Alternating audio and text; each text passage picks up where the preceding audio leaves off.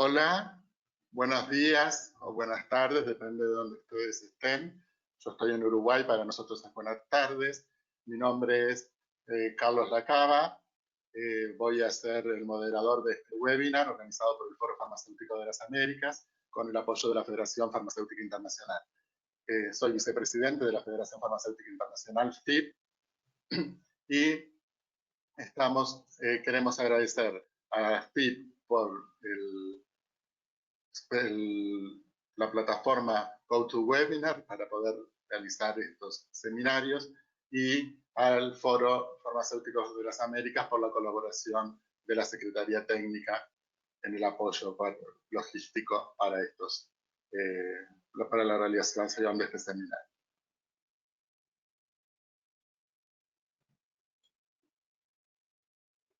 El seminario de hoy, no sé si ya están pudiendo ver la pantalla,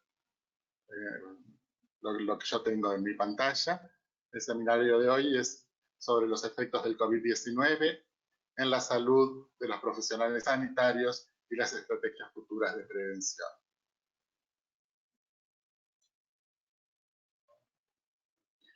Como pautas generales para el desarrollo de la actividad, les comunico que la exposición va a durar unos 40-45 minutos y luego continuará un espacio para preguntas.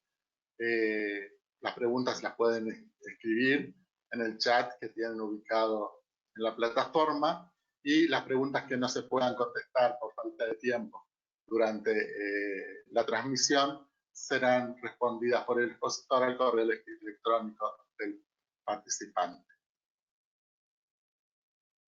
Para evaluar la calidad de esta actividad, será enviado al cerrar la misma una encuesta al correo electrónico registrado por el participante.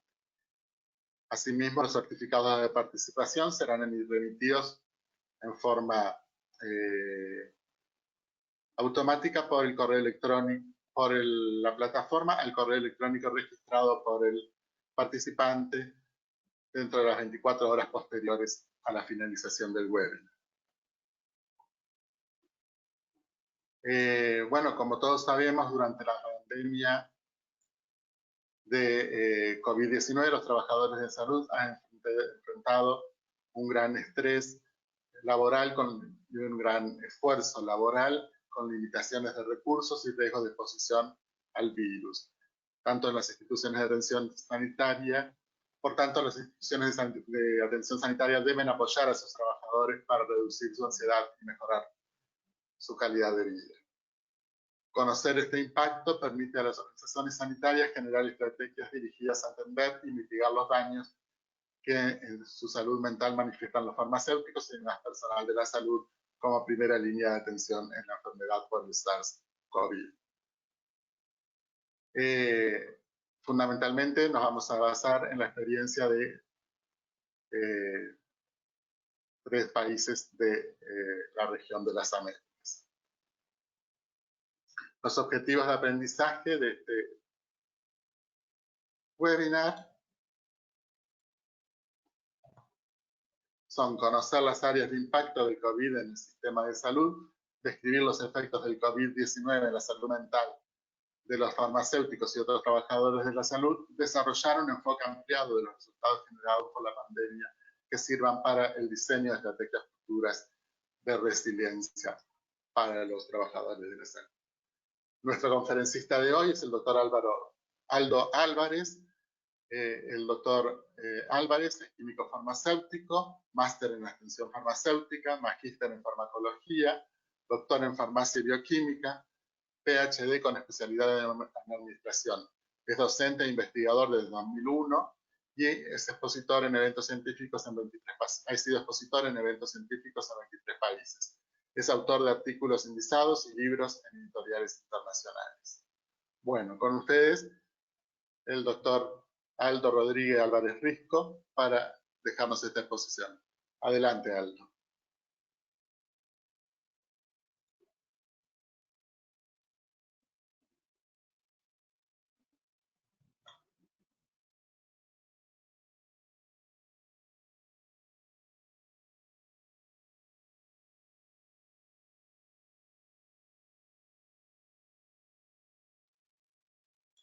Buenas tardes.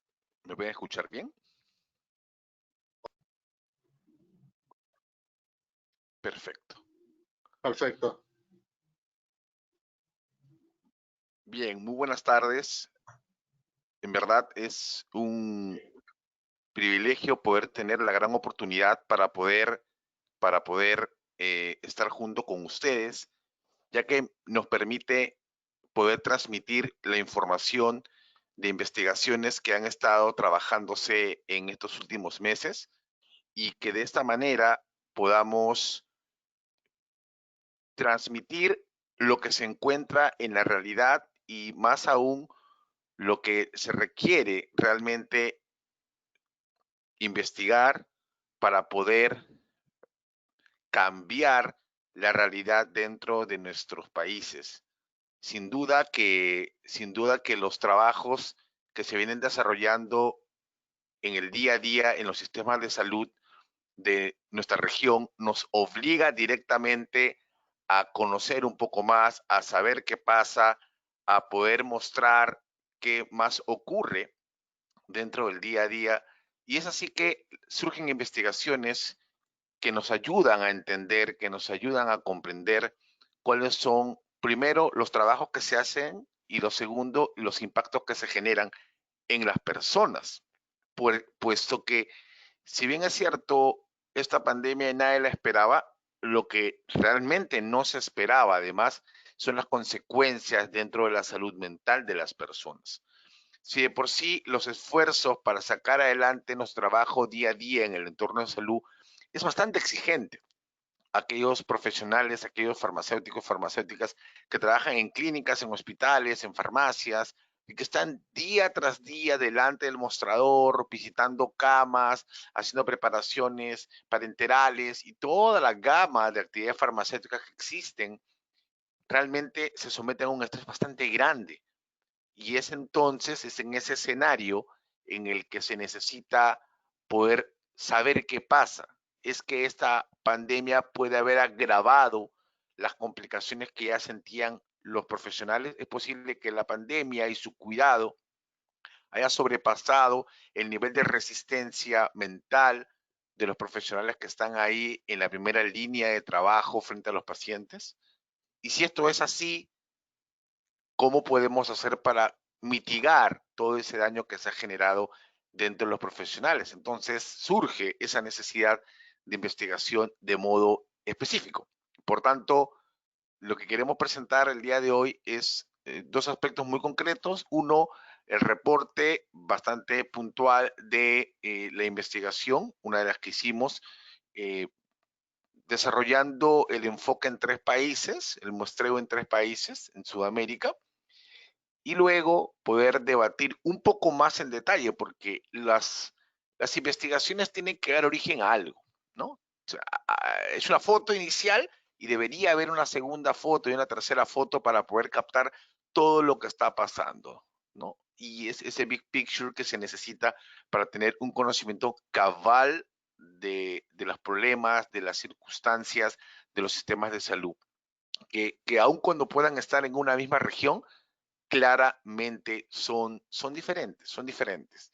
Y son diferentes y creo que solamente hace falta mirar la cantidad de personas que han sido contagiadas en los diferentes países para poder entender la cantidad de personas que han fallecido en los diferentes países. Y por otro lado, también conocer la cantidad de pruebas diagnósticas que se han ejecutado en los distintos países. Eso también es diferente. Claramente con países, como en el caso del Perú, donde la cantidad de pruebas diagnósticas es muy grande, es natural que pueda tenerse la certeza de diagnóstico de casos de COVID-19 mucho más grande, ciertamente.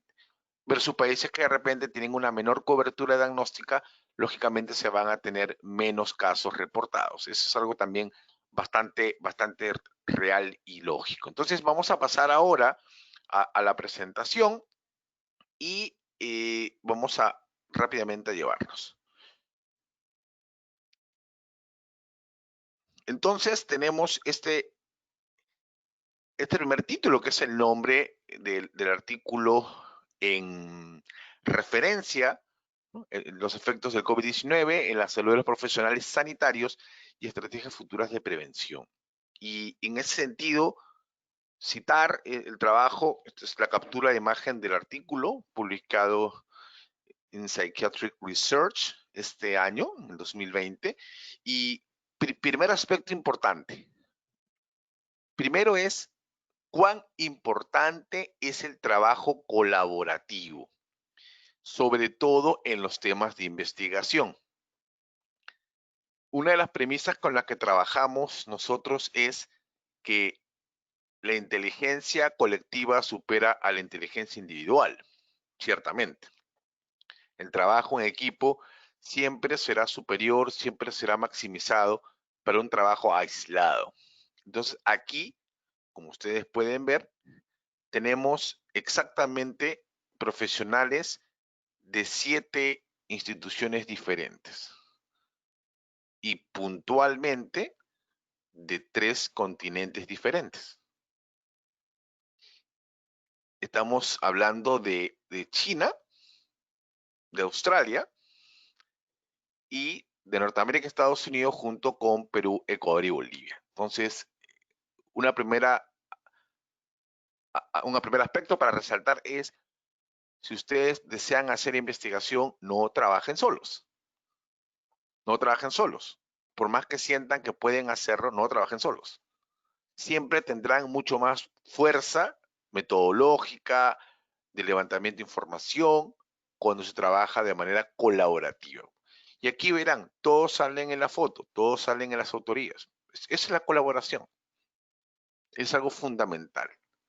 Esto es lo primero que quería mencionar. Y lo segundo, ya directamente yendo al contexto, hablamos de que existen trabajadores de salud que están, como decíamos hace un momento, desempeñando un papel crucial en la pandemia por COVID-19.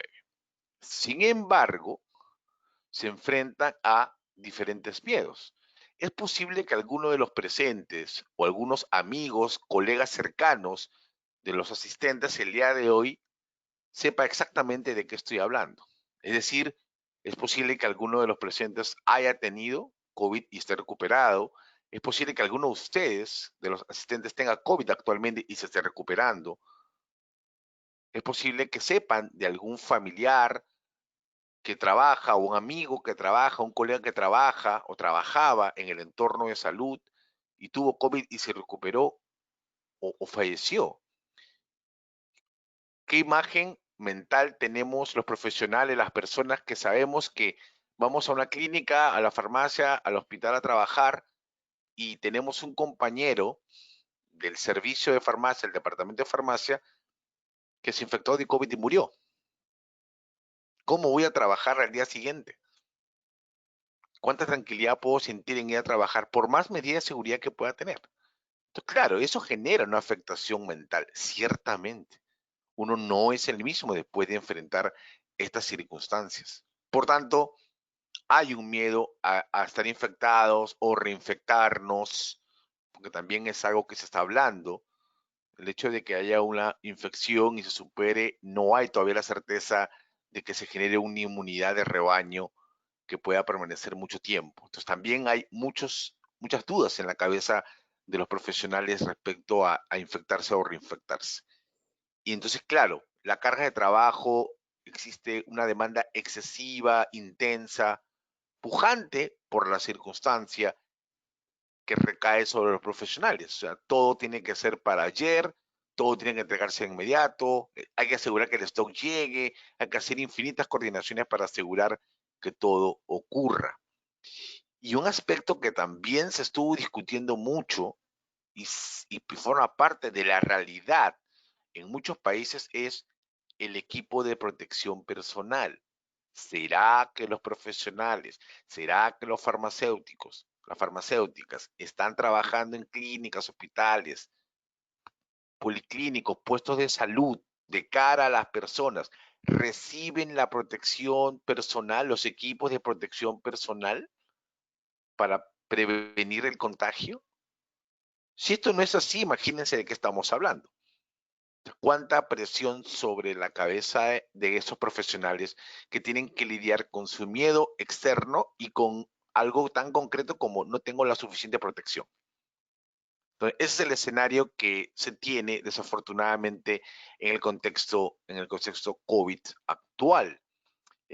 Hace muy poco, o sea, hace unos meses antes de esta investigación, se hizo otro estudio previo en el cual se mostraba que el 28%, o sea, más, cerca de la cuarta parte, un poco más de la cuarta parte de profesionales superaron el límite de los trastornos de ansiedad. O sea, la enorme ansiedad que se genera en esa población. Entonces, claro, nos toca preguntarnos de inmediato, y bien, ¿cómo se conducirán esos profesionales? ¿Cómo pensarán esos profesionales? ¿Cómo trabajarán esos profesionales?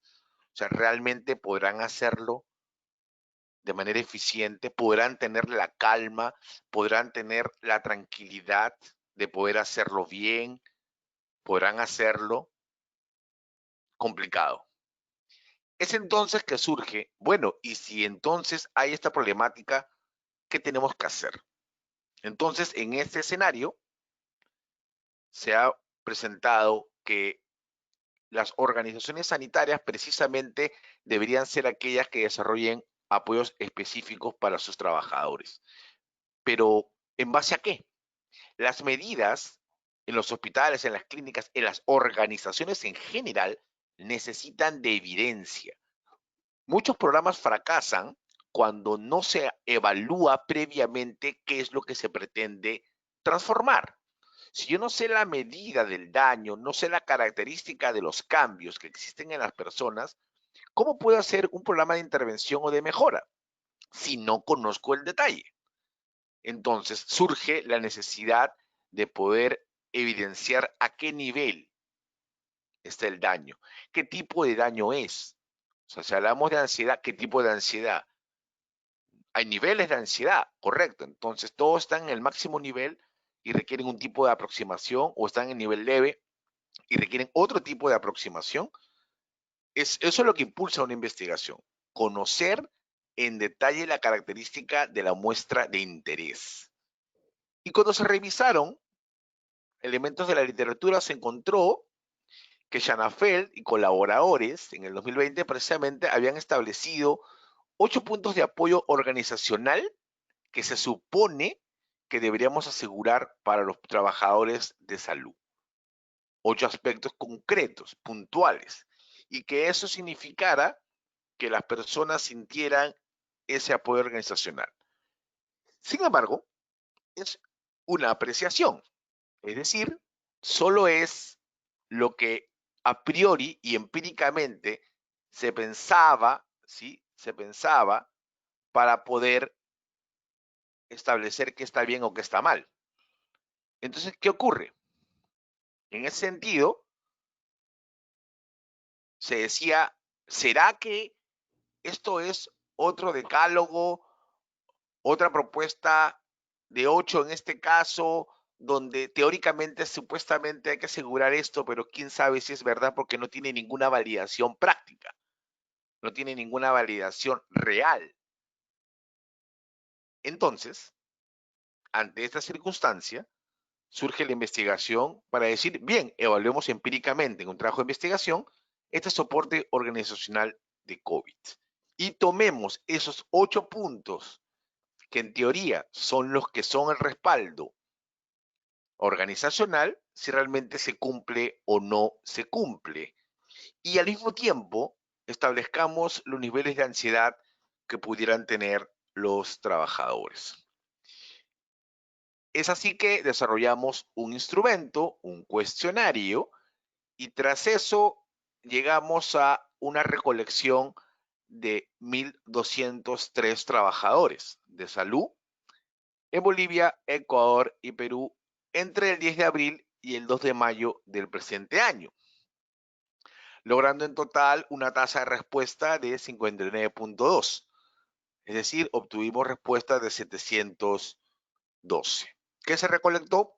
Información demográfica, de ansiedad, de satisfacción con la vida y el soporte organizacional percibido COVID-OS, que es lo que habíamos planteado al inicio, que se dedujo precisamente de la publicación en JAMA de Schanafeld y colaboradores.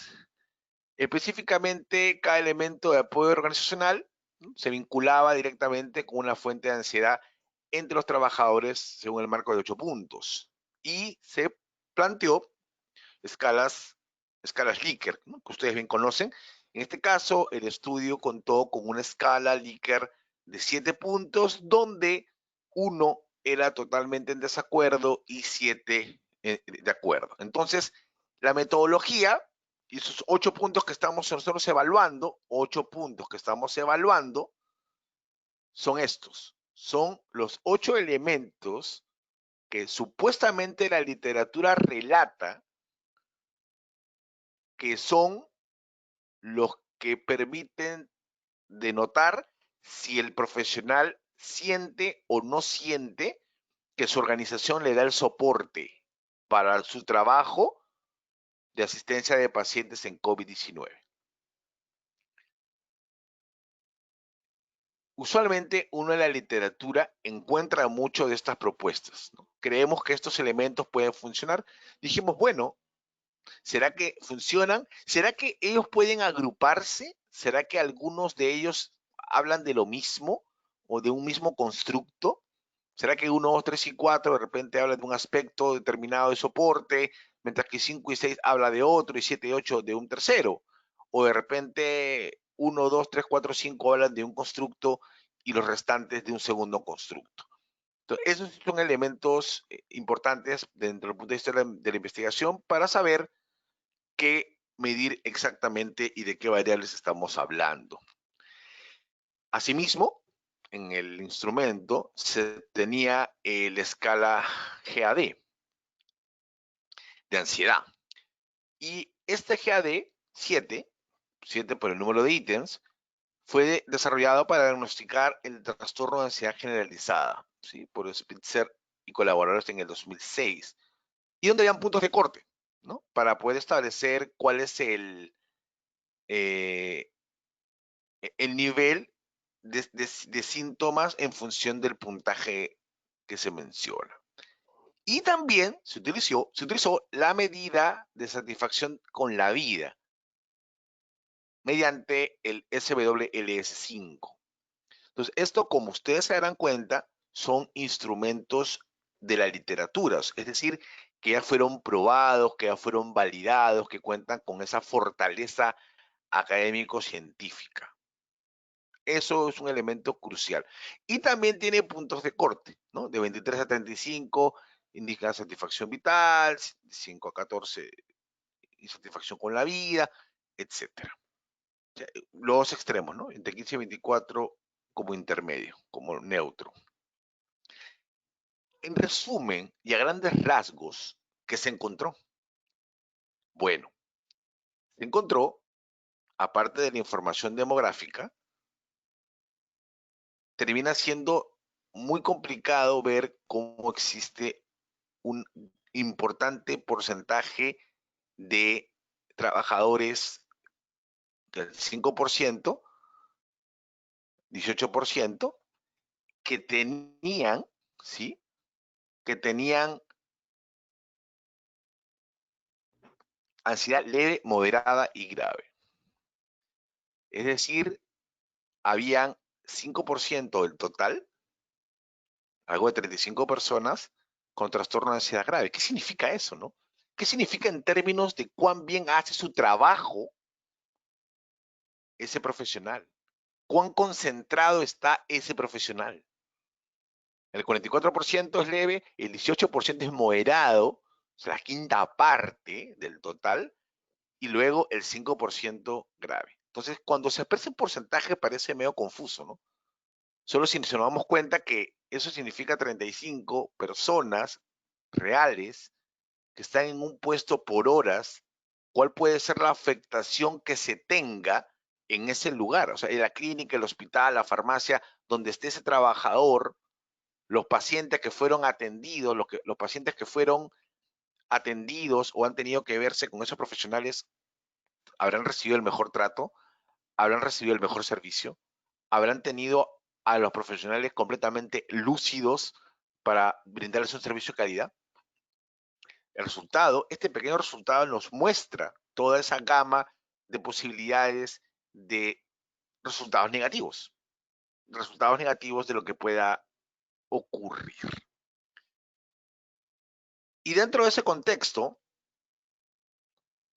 se estableció también los puntos de corte para la satisfacción con la vida.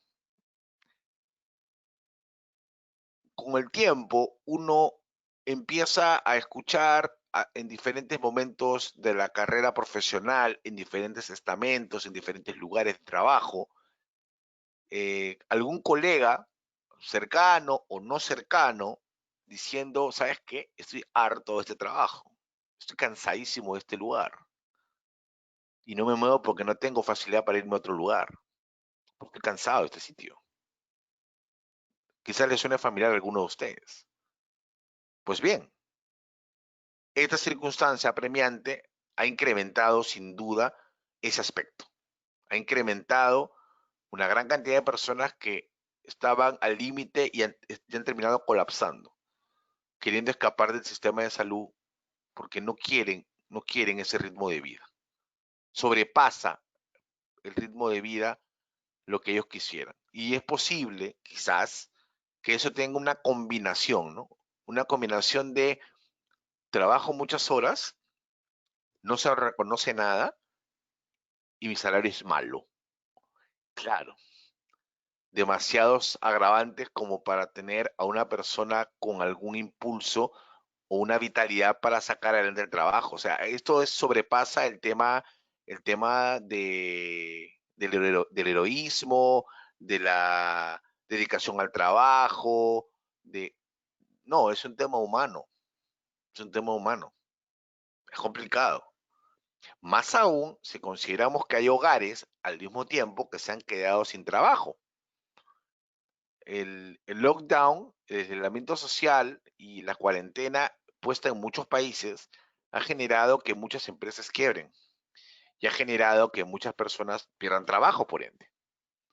Bien, ese es un elemento con los que muchos profesionales de la salud también ponen a cuestas. Puede ser que ellos estén trabajando y pueden ser que su hijo, sus hijos, o su esposa, su esposo, o personas que vivían dentro de la misma casa hayan perdido trabajo. Entonces, claro, están todo el día al ritmo que van, con toda la demanda, y sienten que esto se sale del cálculo y se parece a una película de terror. En estos términos son las cosas como pasan en el mundo real, allá en los hospitales y las clínicas, donde la gente lucha por su vida. Por tanto, se necesita establecer qué medidas, qué aspectos. Entonces, cuando metodológicamente se evalúan esos 8 puntos, luego se descubre que no caminan en 5 factores. Cuando el análisis factorial confirmatorio se intenta plasmar que son hipotéticamente 5 estructuras, pues no funciona, y lo que sí terminó funcionando es que son 3 los factores. Esos 8 puntos se pueden agrupar en 3 factores. Los 1, 3 y 7, 5 y 6 y 2, 4 y 8. Fantástico. Entonces se va mejorando ese modelito, sí. Agarra mucho más fortaleza. Otro elemento que también nos llamó la atención es que el personal de atención médica con menor nivel educativo tenía más probabilidades de estar insatisfecho con sus vidas bajo el entorno COVID. A menos formación, más facilidad de insatisfacción. A menor formación, menos tolerancia. A menor formación, menos resiliencia. O sea, tener más capacitación, estar mayor formados y educados, genera una facilidad para poder lidiar con este entorno apremiante de estrés y de ansiedad. ¿Sí?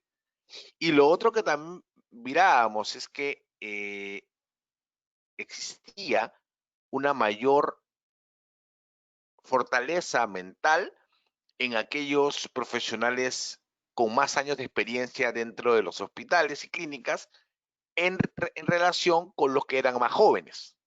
Es decir, aquellos que ya tenían algunos años más dentro de los entornos del sistema de salud, tenían la mayor capacidad para poder lidiar con este entorno de presión mental. Seguramente los años los ha ido perfilando y ha ido dándoles herramientas para poder manejar todo esto. En comparación de pronto con profesionales jóvenes, que requieren mucho más experiencias, que requieren posiblemente formación complementaria para lidiar con todos estos aspectos no programados, que sobrepasan el estrés, la ansiedad y la presión social usual que se tiene.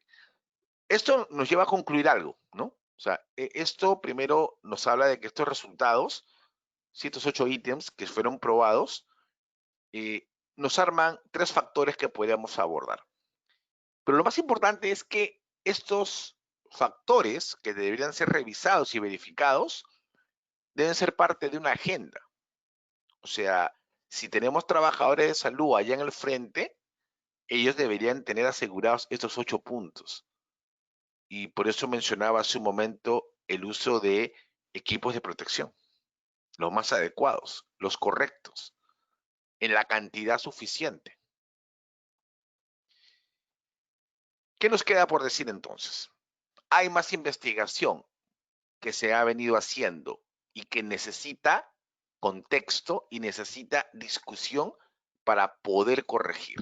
Lo primero que ocurre es que existen problemas de información. Las redes sociales facilitan que corra demasiada información y la información puntual, concreta, no se tiene. Diferentes fuentes dicen diferentes cosas. ¿A quién le creo?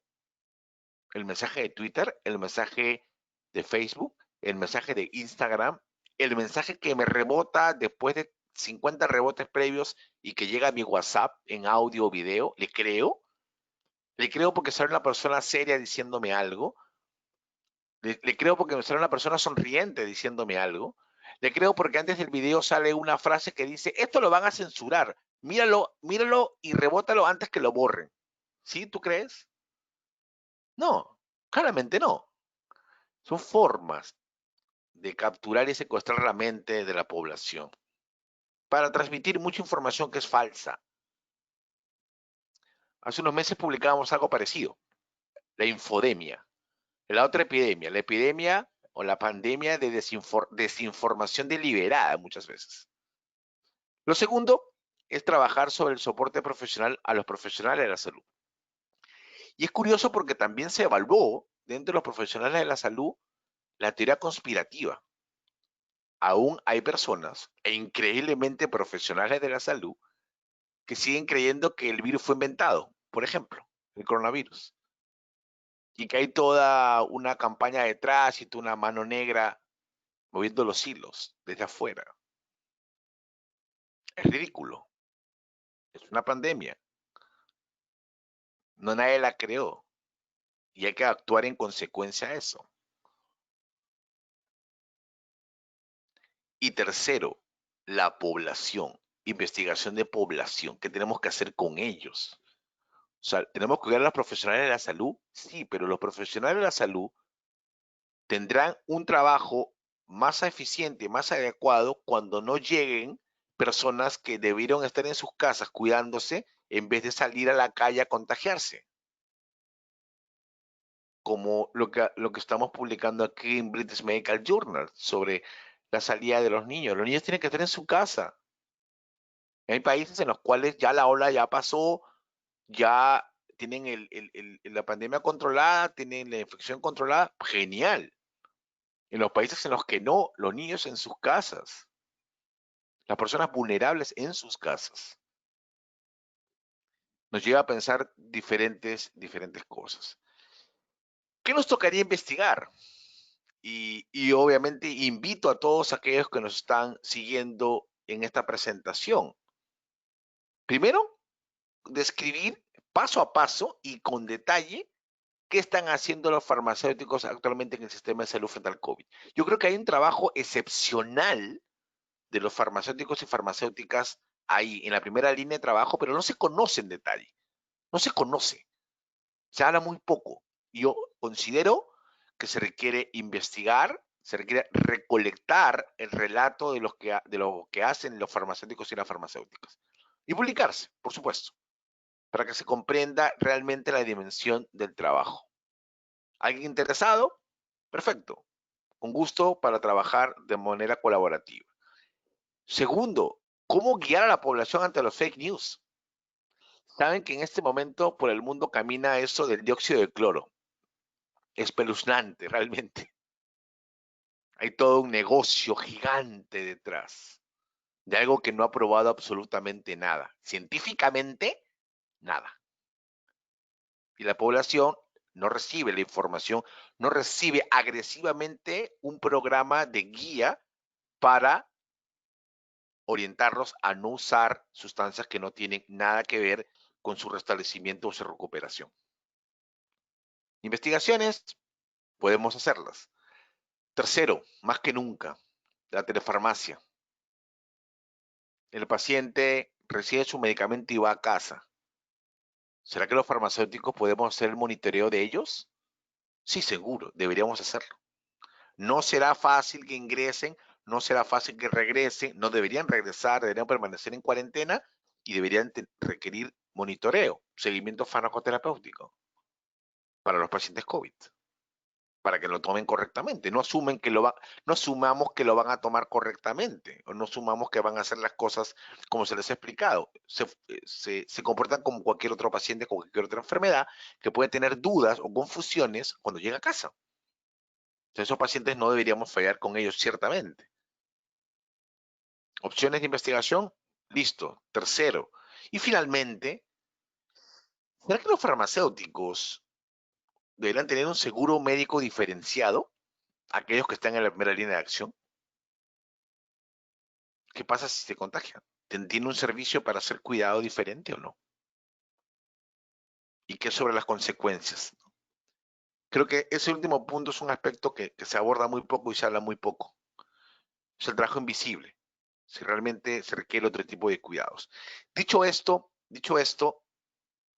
toda esta investigación y estas futuras investigaciones que acá yo les muestro, para que si gustosos se quieran unir, podamos trabajarlo juntos, nos lleva a precisar lo siguiente. Los resultados que se obtengan debe generar guías de actuación profesional para que se trabaje de modo conjunto en su implementación. Y deben ser adaptados según los resultados locales, con fuerte evidencia científica y seguramente con la difusión mediante los colegios profesionales, sociedades científicas, universidades, son el rol de esas instituciones. Los colegios, sociedades científicas y universidades son los líderes del conocimiento. Son los que permiten triangular lo que se obtiene de la información de campo en investigación y permita que se pueda transformar el quehacer profesional farmacéutico. Esto nos lleva a un mensaje final. La investigación necesita lograr resultados y estos resultados son los que buscamos conseguir. Por eso, el día de hoy compartimos esta investigación, pero con el mayor deseo que además todo lo que se pueda obtener de investigación y resultados sirva para transformar la realidad de los farmacéuticos y de las farmacéuticas de la región. Muchísimas gracias.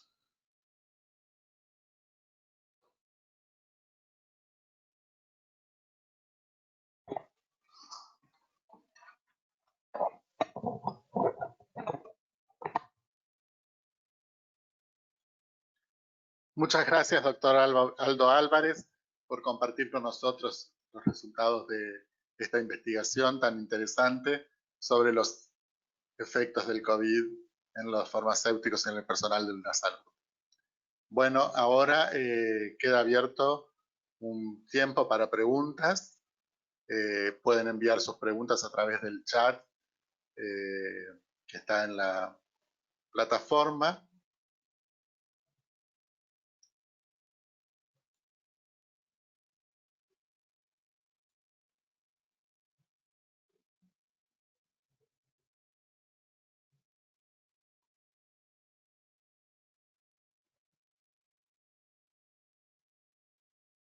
Pueden ser preguntas, comentarios, propuestas. Todo es bienvenido.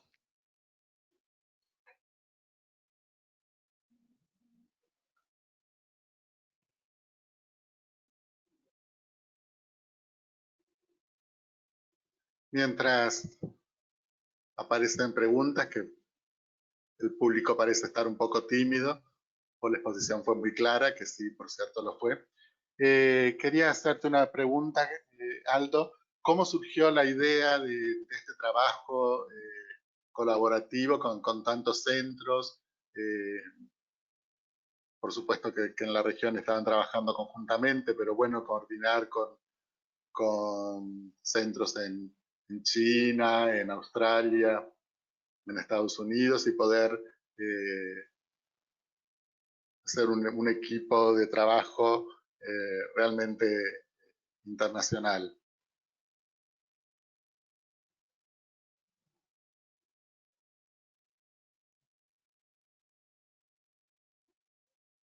Hola. Carlos, gracias por la pregunta. Hemos logrado establecer un trabajo articulado. El primer trabajo de colaboración lo desarrollamos precisamente con una universidad amiga en Perú, y de ahí fuimos estableciendo vínculos con investigadores de la región.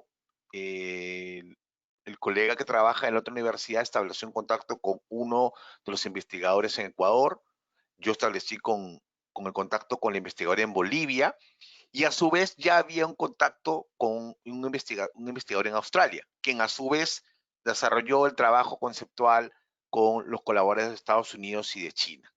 Entonces fue una red, una articulación muy trascendente, porque permitió una coordinación muy rápida, en verdad. Muy rápida porque los medios digitales nos han facilitado que esto ocurra. Y es algo que nosotros instamos, ¿no? Busquemos colaboraciones, los medios digitales hoy día nos facilita que eso pueda ocurrir mucho más rápido que antes, y que nos haga trabajar de modo eficiente en las investigaciones.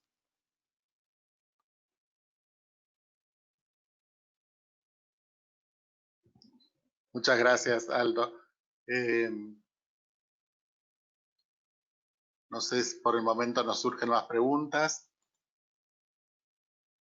Bueno, entonces no queda más que agradecerte por tu colaboración con el foro y agradecer nuevamente a la Federación Internacional Farmacéutica por permitirnos usar la plataforma GoToWebinar y la colaboración de la Secretaría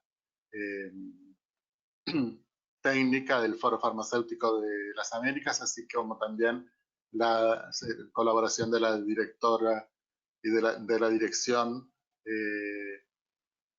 de práctica profesional del Foro Farmacéutico. Muchas gracias a todos por su participación y bueno, y esperamos estarnos viendo muy pronto en otro foro, en otro webinar, para seguir compartiendo experiencias entre todos los farmacéuticos de distintas partes de las Américas y del mundo. Muchas gracias a todos. Muchas gracias.